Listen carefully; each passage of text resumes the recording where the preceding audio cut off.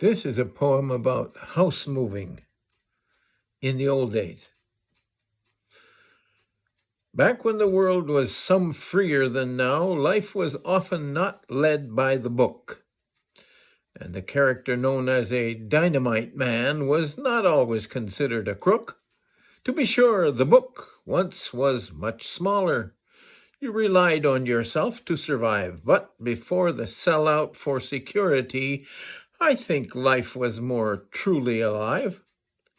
Ed and Dee had a little farm up in the hills. Ed hired out to bring in spending money.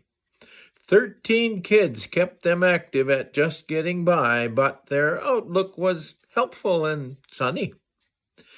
Dee was known as the best-natured woman you'd meet. Ed was known as a good, steady worker, and they taught their kids how to enjoy life and earn their way. None ended up as a shirker.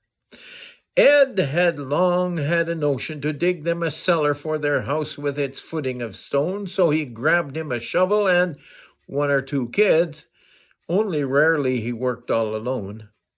Things were going good till he uncovered a rock of unmovable weight and dimension.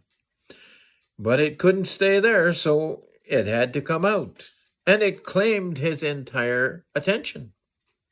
If he broke it up smaller, he'd easily move it with a shovel and bucket by hand. He could give it just one little shot in the right place.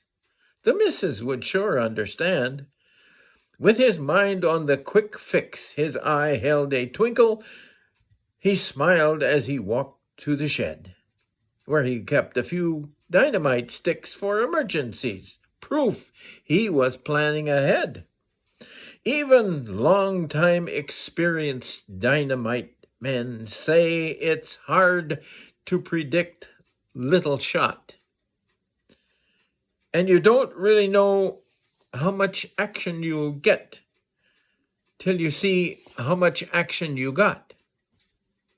Ed considered explosives like tools of the trade, a powerful servant to use.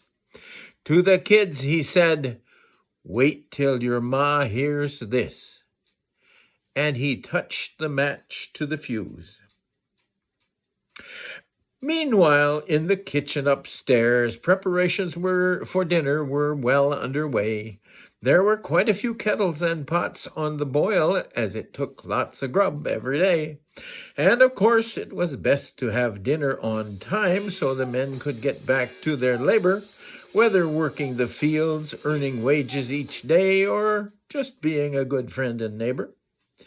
That was one day the dinner was not served at all, for the house and the cook were both reeling, and the victuals that would have been served on their plates had been blown off the stove to the ceiling. It was not a bit even. The floor had a tilt. The old cabin was never the same. Though he chuckled about it odd moments for days, Ed was not one to duck from the blame. While he didn't have one crooked bone in his body, there might have been one or two kinks, but it's possible good men like that played a world role much bigger than anyone thinks. There was plenty of need for a dynamite man when the world was a little bit younger. And maybe, just maybe, those dynamite men left our gene pool a little bit stronger. What a legacy passed to your offspring and friends, the envy of millions of males, to set dynamite under your house and your wife, and survive it to tell your own tale.